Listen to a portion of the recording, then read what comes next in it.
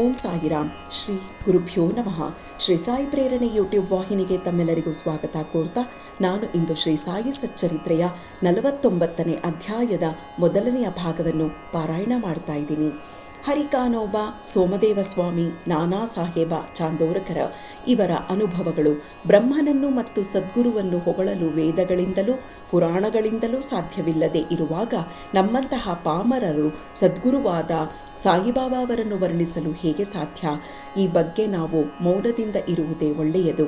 ಮೌನ ವ್ರತವೇ ಸದ್ಗುರುವಿನ ವರ್ಣನೆಯ ಒಳ್ಳೆಯ ಮಾರ್ಗ. ಆದರೆ ಸಾಯಿಬಾಬಾ ಅವರ ಸದ್ಗುಣಗಳನ್ನು ನಮ್ಮ ಮೌನ ವ್ರತವನ್ನು ಮುರಿದು ನಮ್ಮ ಬಾಯಿ ತೆಗೆಯುವಂತೆ ಮಾಡುತ್ತದೆ. ಬಂಧು ಬಳಗದವರು ಜೊತೆಯಲ್ಲಿ ಇಲ್ಲದಿದ್ದರೆ ಒಳ್ಳೆಯ ಆಹಾರವು ರುಚಿಸುವುದಿಲ್ಲ. ಆದರೆ ಅವರು ನಮ್ಮ ಹತ್ತಿರ ಇದ್ದರೆ ಅದಕ್ಕೆ ರುಚಿ ಬರುತ್ತದೆ. ಇದು ಸಾಯಿ ಲೀಲಾಮೃತಕ್ಕೂ ಅನ್ವಯಿಸುತ್ತದೆ. ಈ ಅಮೃತವನ್ನು ಒಬ್ಬರೇ ಸೇವಿಸಲಾಗುವುದಿಲ್ಲ.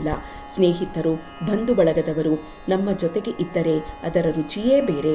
ಶ್ರೀ ಸಾಯಿಬಾಬಾ ಅವರೇ ಸ್ವತಃ ತಮ್ಮ ಕಥೆಗಳನ್ನು ಬರೆಯುವಂತೆ ಪ್ರೇರೇಪಿಸಿ ಬರೆಸಿಕೊಳ್ಳುತ್ತಾರೆ. ಅವರಲ್ಲಿ ಶರಣಾಗತರಾದ ಅವರನ್ನು ಭಕ್ತಿಯಿಂದ ಧ್ಯಾನಿಸುವುದೊಂದೇ ನಮ್ಮ ಕರ್ತವ್ಯ. ತಪಸ್ಸು ಮಾಡುವುದು, ಯಾತ್ರೆ, ಹರಕೆ, ತ್ಯಾಗ, ಧ್ಯಾನ ಇವುಗಳಿಗಿಂತ ಉತ್ತಮವಾದುದು ಸದ್ಗುರುವನ್ನು ಕುರಿತು ಧ್ಯಾನಿಸುವುದು. ಇದೆಲ್ಲಕ್ಕಿಂತ ಶ್ರೇಷ್ಠವಾದುದು ಬೇರೆ ಇನ್ನಿಲ್ಲ. ಕಾರಣ ನಾವು ಸಾಯಿ ನಾಮವನ್ನು ಉಚ್ಚರಿಸುತ್ತಾ, ಅವರ ವಚನಗಳನ್ನು ಸ್ಮರಿಸುತ್ತಾ, ಅವರ ಮಹಿಮೆಯ ಧ್ಯಾನ ಮಾಡುತ್ತಾ ತಲ್ಲೀನರಾಗಬೇಕು. ನಮ್ಮ ಸಂಸಾರ ಬಂಧನವನ್ನು ತೊಲಗಿಸಲು ಇದಕ್ಕಿಂತ ಉತ್ತಮವಾದ ಬೇರೆ ಮಾರ್ಗ ಇನ್ನೊಂದಿಲ್ಲ. ಈ ಮೇಲೆ ಹೇಳಿದಂತೆ ನಮ್ಮ ಕರ್ತವ್ಯವನ್ನು ನಾವು ಪರಿಪಾಲಿಸಿದರೆ ಸಾಯಿಯವರು ನಮ್ಮ ಸಹಾಯಕ್ಕೆ ಬಂದೇ ಬರುವರು ಮತ್ತು ಭವಬಂಧನದಿಂದ ನಮ್ಮನ್ನು ಮುಕ್ತ ಮಾಡುವರು. ಹರಿಕಾನೋಬ. ಮುಂಬಯಿಯ ಹರಿಕಾನೋಬ ಎಂಬುವವರೊಬ್ಬರು ತಮ್ಮ ಬಂಧು ಮಿತ್ರರಿಂದ ಬಾಬಾ ಅವರ ಲೀಲೆಗಳನ್ನು ಕೇಳಿ ಅನುಮಾನಿಸಿ ಅವುಗಳನ್ನು ಪರೀಕ್ಷಿಸಲು ಕೆಲವು ಮಿತ್ರರೊಡನೆ ಶಿರಡಿಗೆ ಬಂದಿದ್ದರು. ಜರತಾರಿ ಪೇಟ ತಲೆಗೆ ಸುತ್ತಿಕೊಂಡು ಹೊಸ ಚಪ್ಪಲಿ ಹಾಕಿಕೊಂಡು ಅವರು ಬಂದಿದ್ದರು. ದೂರದಿಂದಲೇ ಬಾಬಾ ಅವರನ್ನು ನೋಡಿ ನಮಸ್ಕರಿಸಬೇಕೆಂದು ಅವರು ಇಚ್ಛಿಸಿದರು.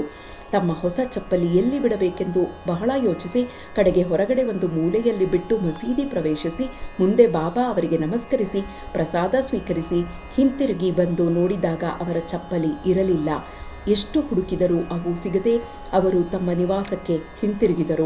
ಅನಂತರ ಸ್ನಾನ ಮಾಡಿ ದೇವರ ಪೂಜೆ ನೆರವೇರಿಸಿ ನೈವೇದ್ಯಕ್ಕೆ ಅರ್ಪಿಸಿ ಊಟಕ್ಕೆ ಕುಳಿತುಕೊಂಡರು. ಆದರೂ ಮನಸ್ಸಿನಲ್ಲಿ ಚಪ್ಪಲಿಗಳ ನೆನಪು ಬರುತ್ತಲೇ ಇತ್ತು.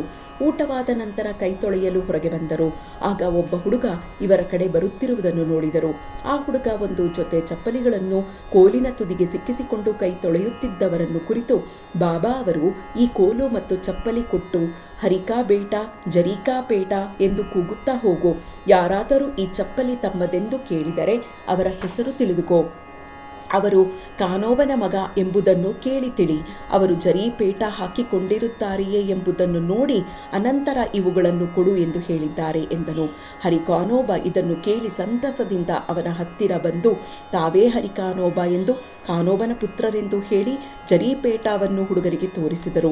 ಹುಡುಗನು ನಂತರ ಅವರಿಗೆ ಚಪ್ಪಲಿ ಕೊಟ್ಟನು. ಆಗ ಅವರು ನಾನು ಜರೀಪೇಟ ಹಾಕಿಕೊಂಡಿರುವುದು ಎಲ್ಲರಿಗೂ ಗೊತ್ತಿದೆ.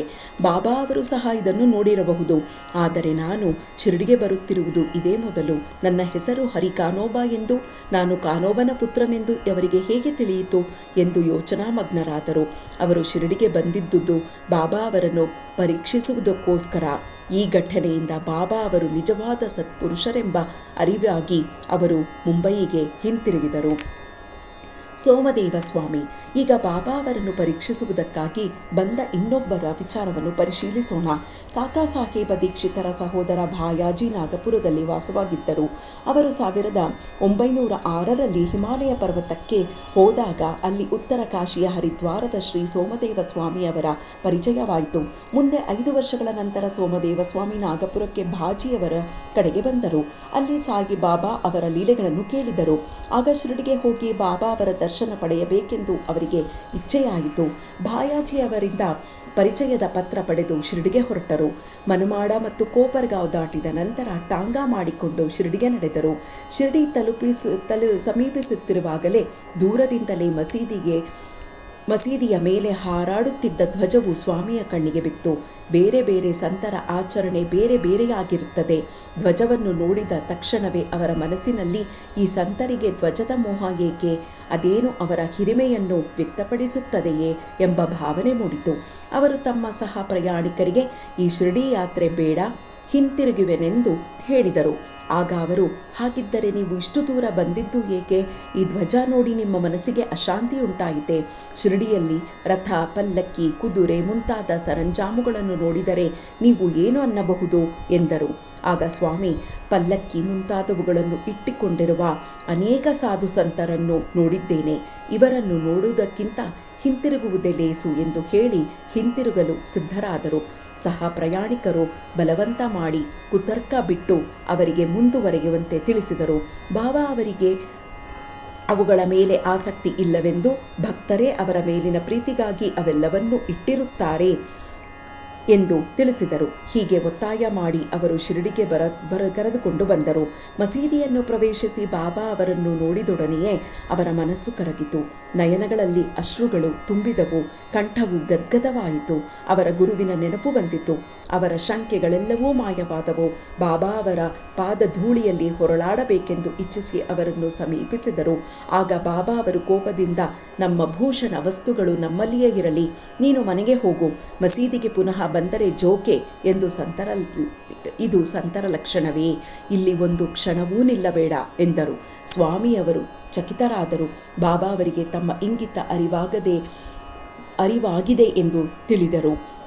ಎಂತಹ ಜ್ಞಾನಿಗಳಿವರು! ಅವರು ಕೆಲವರನ್ನು ಆಲಂಗಿಸುತ್ತಲೂ ಕೆಲವರ ಮಸ್ತಕದ ಮೇಲೆ ಅಭಯ ಹಸ್ತವನ್ನು ನೀಡುತ್ತಲೂ ಇರುವುದನ್ನು ಸೋಮದೇವ ಸ್ವಾಮಿ ಕಂಡರು. ಅನಂತರ ಸೋಮದೇವ ಸ್ವಾಮಿ ತಮ್ಮ ನಡತೆ ಸರಿಯಾಗಿರಲಿಲ್ಲವೆಂದು, ಬಾಬಾ ಅವರ ಆಕ್ರೋಶವು ಪರೋಕ್ಷವಾದ ಆಶೀರ್ವಾದವೆಂದು ಬಗೆದರು.